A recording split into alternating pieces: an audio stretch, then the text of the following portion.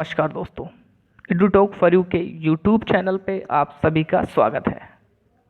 हम मेहनत कश जग वालों से जब अपना हिस्सा मांगेंगे, एक खेत नहीं, एक देश नहीं, हम सारी दुनिया मांगेंगे। दोस्तों, कठिन परिश्रम का कोई शॉर्टकट नहीं होता है।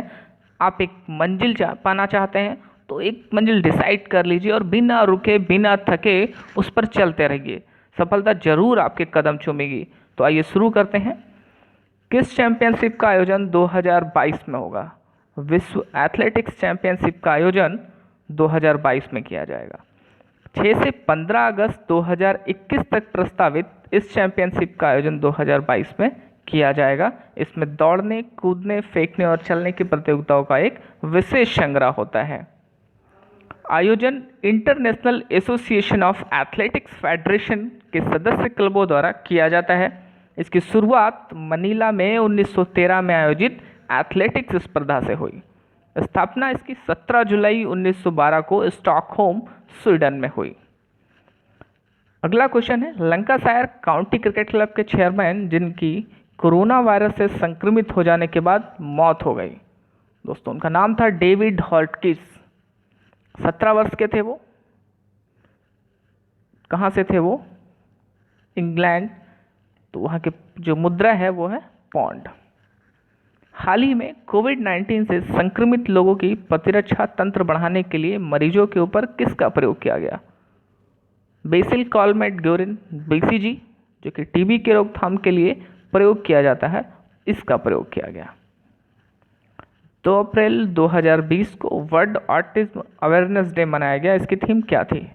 इसकी थीम थी द ट्रांजिशन टू एडल्टहुड।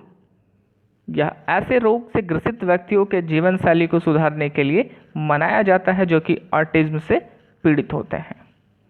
हाल ही में किस बैंक ने $1 बिलियन की मदद की पेशकश की है? तो वर्ल्ड बैंक ने $1 बिलियन की मदद की पेशकश की है। हेडक्वार्टर कहाँ है वर्ल्ड बैंक का? वाशिंगटन में। वर्तमान इनके प्रमुख कौन है? David Malpass. यह 13वें प्रेसिडेंट हैं। वर्ल्ड बैंक के फर्स्ट प्रेसिडेंट यूगेन मेयर थे। डकवर्थ लुईस नियम किसने बनाया? तो गणितज्ञ टोनी लुईस। डकवर्थ लुईस नियम क्या होता है? जब चल रहे मैच में, किसी टूर्नामेंट में बारिश हो जाती है तो उस पर्टिकुलर मैच के लिए एक निर्धारण करना, कितने ओवरों का गेम होगा, कितने रन बनाए जाने हैं, उसका निर्धारण डकवर्थ लुईस नियम के द्वारा किया जाता है। इसे गणितज्ञ टोनी लुईस ने दिया था। सनराइज किस मिशन से संबंधित है? सूर्य के अध्ययन के लिए अमेरिका अंतरिक्ष एजेंसी नासा से संबंधित है। किस बैंक ने हाल ही में भारत के विकास दर घटकर इतना रह जाने की आशंका जताई है? तो दोस्तों, एशियन विकास बैंक एडीबी ने इसे 4% रह जाने की आशंका जताई है। एडीबी के प्रेसिडेंट कौन है? मासातास्कू अस्कावा। हेडक्वार्टर कहाँ है इसका? फिलीपींस में। फोन पे ऑनलाइन पेमेंट ऐप ने कौन सी बीमा पॉलिसी लॉन्च की है? Corona care, Bajaj Allianz, general insurance के साथ साझेदारी करके इसने जो है बीमा पॉलिसी लॉन्च की है। हरिकेन क्या है? हरिकेन एक प्रकार का तूफान है जिसे उष्णकटिबंधीय चक्रवात कहा जाता है। आरोग्य सेतु ऐप के लोगों पर क्या लिखा है? दोस्तों, ये वेरी इंपॉर्टेंट क्वेश्चन बन जाता है, इसे जरूर ध्यान रखिएगा, स्क्रीनशॉट ले लीजिए। उसके लोगों पे लिखा हुआ है, मैं सुरक्षित, हम सुरक्षित और भारत सुरक्षित। 4 अप्रैल को विश्व भर में कौन सा अंतर्राष्ट्रीय दिवस मनाया जाता है? तो दोस्तों, international day of mine awareness. Mine का मतलब होता है खदान। तो लोगों को खदान से उत्पन्न जो खतरे हैं उससे जागरूक करने के लिए इसे हर साल 4 अप्रैल को पूरे विश्व भर में मनाया जाता है। राष्ट्रीय कैडेट कोर एनसीसी ने अपने कैडेटों को किस योजना के तहत कोविड-19 अधिकारियों के मदद की पेशकश की है? तो व्यायाम एनसीसी योगदान की योजना के तहत इसे बनाया गया है। इसका मुख्यालय कहाँ पे है? नई दिल्ली में है। और एनसीसी के महानिदेशक कौन है? Lieutenant general Rajiv Chopra. किस राज्य सरकार ने यूनिसेफ की मदद से मो प्रतिभा कार्यक्रम शुरू किया है? तो ओडिशा राज्य सरकार ने मो प्रतिभा कार्यक्रम शुरू किया है। इसका कैपिटल कहाँ है? भुवनेश्वर। मुख्यमंत्री कौन है? नवीन पटनायक। और ओडिशा इसका जो मुख्यालय है वो है न्यूयॉर्क, संयुक्त राज्य अमेरिका। राष्ट्रीय समुद्री दिवस कब मनाया जाता है? तो दोस्तों 5 अप्रैल को राष्ट्रीय समुद्री दिवस मनाया जाता है। हाल ही में किस एनजीओ ने सोशल एंटरप्रेन्योरशिप 2020 के लिए स्कूल अवार्ड जीता है? तो नॉन गवर्नमेंट ऑर्गेनाइजेशन है अरमान, इसने सोशल एंटरप्रेन्योरशिप 2020 के लिए स्कूल अवार्ड जीता है। दोस्तों ये इंपॉर्टेंट क्वेश्चन बन जाता है कि पूरे एशिया में इस एनजीओ को जो है स्कूल अवार्ड मिला है। पीआईबी प्रेस सूचना ब्यूरो ने नकली तथ्यों व खबरों को रोकने के लिए एक इकाई की स्थापना की है। ये किस मंत्रालय के अंतर्गत आता है? दोस्तों सूचना व प्रसारण मंत्रालय के अंतर्गत। हाल ही में लीबिया के पूर्व प्रधानमंत्री का निधन हुआ, उनका क्या नाम था? महमूद जिब्रिल। किसने विदेश मंत्रालय के प्रवक्ता का पदभार संभाला है? अनुराग श्रीवास्तव। वे रमेश कुमार का स्थान लेंगे। 2020 में एनटीपीसी यानी कि नेशनल थर्मल पावर कॉरपोरेशन के नए निदेशक कौन बने हैं? तो दिलीप कुमार पटेल अब एनटीपीसी के नए निदेशक चुन लिए गए हैं। भारत देश ने हाल ही में कोविड-19 दवा उपकरण के लिए कौन सी उड़ान सेवा प्रारंभ की है? तो दोस्तों लाइफलाइन उड़ान, ये भी आपका महत्वपूर्ण क्वेश्चन बन जाता है। लॉकडाउन में जानवरों को भूख से बचाने के लिए पेटा इंडिया के पुरस्कार से नवाजा गया है। तो उड़ीसा के मुख्यमंत्री नवीन पटनायक को पेटा इंडिया के पुरस्कार से नवाजा गया है। PETA people for the ethical treatment of animals. England के किस पूर्व ऑलराउंडर का 84 साल में स्ट्रोक के कारण निधन हो गया है? तो वो पीटर वाकर हैं। हाल ही में केंद्र सरकार ने कोरोना वायरस के चपेट में आए राज्यों व जिलों के लिए कितने जोड़ की घोषणा की है? दोस्तों ये भी बहुत ही महत्वपूर्ण प्रश्न बन जाता है। आप इसका आंसर कमेंट बॉक्स में बताइएगा कि ग्रीन जोन कब लागू किया जाएगा, कब ऑरेंज जोन लागू किया जाएगा और कब रेड जोन लागू किया जाएगा। तो 3 जोन बनाए गए हैं। इंडिया रेटिंग्स एंड रिसर्च यानी कि इंड्रा ने कोरोना और अर्थव्यवस्था पर इसके असर का हवाला देते हुए वित्त वर्ष 2020-2021 भारत की वृद्धि दर कितने रह जाने की अनुमान जताई है? तो दोस्तों 1.9% ये जो वृद्धि दर होगी वो बीते 29 वर्षों में सबसे कम वृद्धि दर दर्ज की जाएगी अगर ऐसा होता है। WHO द्वारा बताए गए किस टेस्ट से वायरस के आरएनए का पता लगाते हैं? तो दोस्तों न्यूक्लिक एसिड टेस्ट से हम वायरस के आरएनए का पता लगाते हैं। क्लाइमेट एक्शन ट्रैकर की ताज़ा रिपोर्ट के अनुसार कोविड-19 के चलते विश्व में कार्बन उत्सर्जन में कितने % की कमी आने की उम्मीद जताई है? दोस्तों वेरी इंपॉर्टेंट क्वेश्चन बन जाता है आपके ईवीएस के सेक्शन के लिए। 11%। कोविड-19 महामारी के फैलने से रोकने के लिए किस नियम के तहत लॉकडाउन की घोषणा की? दोस्तों वेरी इंपॉर्टेंट क्वेश्चन है, इसे जरूर नोट कर लीजिएगा, स्क्रीनशॉट ले लीजिएगा। आपदा प्रबंधन अधिनियम 2005 के तहत लॉकडाउन की घोषणा की गई थी। इस अधिनियम की धारा 2D में आपदा का अर्थ है किसी भी क्षेत्र में प्राकृतिक या मानवकृत कारणों से या उसकी उपेक्षा से आई कोई महाविपत्ति। चीन ने अपने अंतरिक्ष दिवस पर किस मिशन को लॉन्च किया है? मियानवेन 1 को चीन ने अपने अंतरिक्ष दिवस पर लॉन्च किया है। यह भी महत्वपूर्ण क्वेश्चन दोस्तों है। 30वां, रिलायंस जियो और फेसबुक ने मिलकर 3 करोड़ किराना दुकानों को मिलाकर कौन सी योजना बनाई? दोस्तों ई कॉमर्स प्लेटफॉर्म जो कि जियो मार्ट कहलाएगा, जिसे देश की नई दुकान का नाम दिया गया है। तो ये महत्वपूर्ण थीम बन सकता है कि देश की नई दुकान किससे संबंधित है।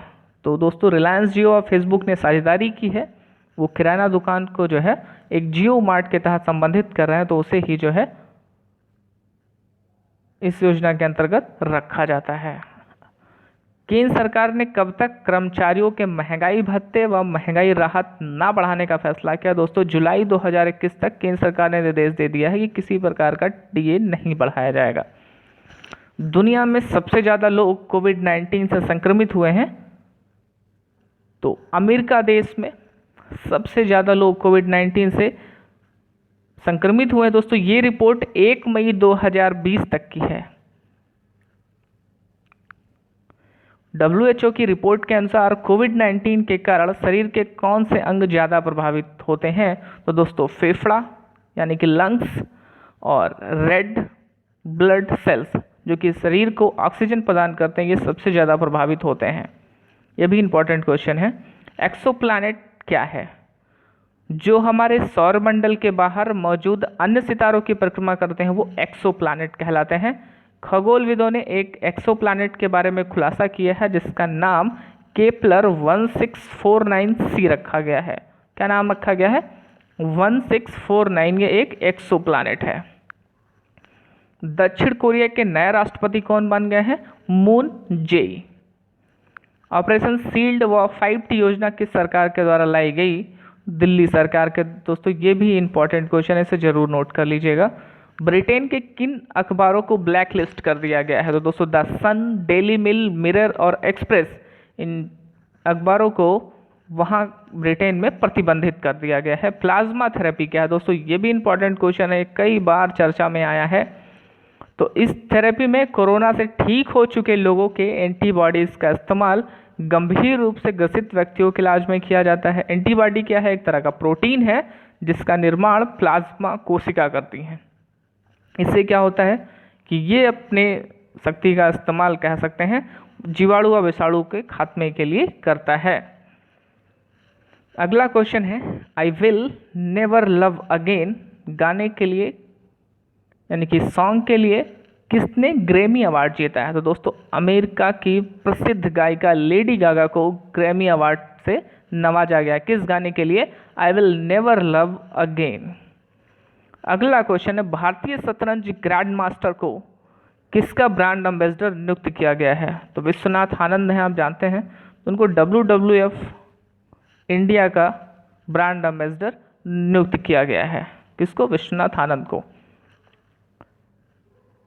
इसका उद्देश्य लोगों में पर्यावरण के प्रति जागरूक बनाना है। WWF इंडिया का जो मोटो है वो क्या है कि लोग पर्यावरण के प्रति जागरूक बने। 14 अप्रैल को अंबेडकर साहब की कौन सी जयंती मनाई गई? दोस्तों ये भी इंपॉर्टेंट क्वेश्चन है। संविधान निर्माता है हमारे। 129वीं जयंती मनाई गई इस बार। 1990 में इन्हें भारत रत्न से नवाजा गया था। पृथ्वी दिवस कब मनाया गया? तो दोस्तों 22 अप्रैल को हर वर्ष पृथ्वी दिवस मनाया जाता है। भारतीय सेना ने सियाचिन दिवस कब मनाया? तो भारतीय सेना ने 13 अप्रैल को सियाचिन दिवस मनाया। ऑपरेशन मेघदूत के तहत भारतीय सेना ने पूरे सियाचिन ग्लेशियर को अपने कब्जे में ले लिया था, इसलिए जो है सियाचिन दिवस मनाया जाता है। किस अधिनियम के तहत सार्वजनिक स्थानों पर थूकना अपराध घोषित कर दिया गया? दोस्तों ये भी महत्वपूर्ण प्रश्न बन जाता है। आपदा प्रबंधन नियम के अंतर्गत ये नियम आपका बहुत ही महत्वपूर्ण है जो कि 2005 में फॉर्म हुआ था। इसके बारे में आप जरूर डिटेल से देख लीजिएगा।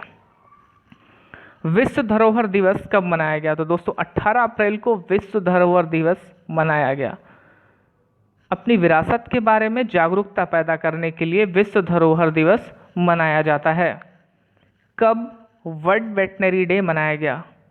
तो 25 अप्रैल को वर्ल्ड वेटनरी डे मनाया गया। इसकी थीम क्या थी दोस्तों? Environmental protection for improving animal and human health. First time ये 2001 में मनाया गया था। केरल राज्य सरकार ने किस योजना के तहत रैपिड स्क्रीनिंग शुरू किया? दोस्तों इंपॉर्टेंट क्वेश्चन है, जरूर नोट कर लीजिएगा। तो तिरंगा पहल के तहत केरल राज्य सरकार ने रैपिड स्क्रीनिंग शुरू किया है। नमस्ते ओवर हैंडशेक योजना किस राज्य सरकार ने शुरू किया? तो कर्नाटक राज्य सरकार ने 11 मार्च 2020 को नमस्ते ओवर हैंडशेक योजना शुरू किया है। नमस्ते ऑपरेशन नमस्ते अभियान किस सेना ने चलाया? तो भारतीय थल सेना ने।